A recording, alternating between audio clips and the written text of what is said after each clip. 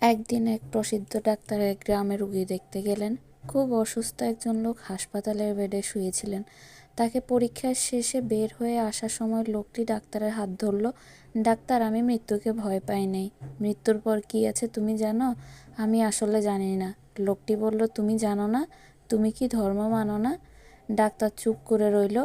এরপর সে মাথা ঘুরিয়ে কেবিনের দরজার দিকে এগিয়ে গেল। দরজা খুলতেই দরজার ওপাশ থেকে ডাক্তারের পোষা এক সিমগো জাতের সাদা লোমের কুকুরটা লাফ দিয়ে ঘরের ভেতর ঢুকে পড়ল।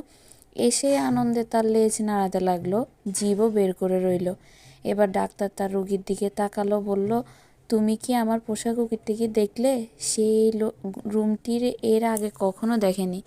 সে জানতো না ভেতরে কি আছে। সে শুধু জানতো ভেতরে তার মালিক আছে। তাই আমি দরজা খোলার সাথে সাথে সে ভেতরে ছুটে আসে নির্ভয়ে।